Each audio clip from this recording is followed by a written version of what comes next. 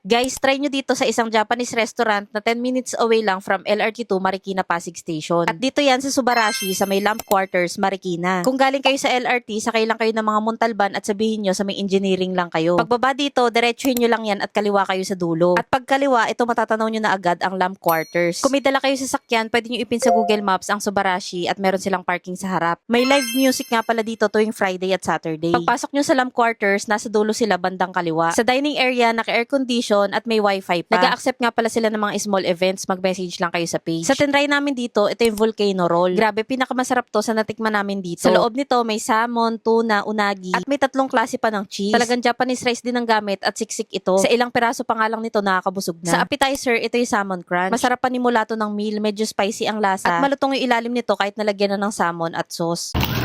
Ito naman ang beef curry. Sa rice nito may nori at yung beef na gamit super lambot. Maninipis lang din kasi to at medyo matataba. Ang linamnam ng curry sauce nila at creamy pa. Sa donburi naman, ito yung beef gyudon. Kagaya sa curry kanina, thin slices din to ng beef. Maninipis lang kaya hindi mahirap kainin. Nagustuhan ko yung timpla nito kasi yung tamis ay nanggagaling talaga sa lasa ng caramelized onion. Hindi OA ang tamis at sakto lang sa lasa ng beef. Ito naman ang tonkotsu ramen. Creamy at thick yung broth nito. Hindi nga ito simpleng sabaw, talagang malasa. Sa noodles naman nila, medyo mabilis to madurog sa bibig. At itong chasu naman, makapalang slice nito. May salmon sashimi nga rin pala dito. Ang sarap nito, ang fresh. At try nyo din tong salmon bomb. Ito yung pangalawa sa naging paborito ko dito. Ang sarap ng pagka-smoky flavor nito. Salmon ito na may palamang crab stick, may mayo at toasted cheese sa ibabaw. Kaya pala salmon bomb yung pangalan nito. Pagkain mo ay talagang sumasabog yung lasa sa bibig mo. Ito naman yung 5 pieces tempura with chahan. May option nga kayo na pwede yung partneran ng kanin itong tempura nila. At ito nga ang chahan. Fried rice ito na may pork giniling, itlog at mga gulay. Malasa sa kanin yung pork giniling. Malalasahan mo na pinirito maigi. Ito naman guys ang fusion roll. Sa loob nito may shrimp, avocado, may crab sticks din at sa ibabaw nito may salmon at tempura flake. Medyo may crunchy ang texture nito dahil sa tempura flakes. Same din dito sa dessert nilang banana tempura. Dahil sa tempura flake, nagkaroon ng crunchy na texture itong ice cream. Try nyo to pagtapos ng meal. Vanilla ice cream ito na may slice ng banana at may chocolate syrup pa. Sa lahat nga na tinry namin dito sa Subarashi, ito ang naging rate namin ni Maynard. Kaya sa darating yung gala this weekend, dito na rin kayo mag food trip sa Subarashi, Lamp Quarters, Marikina.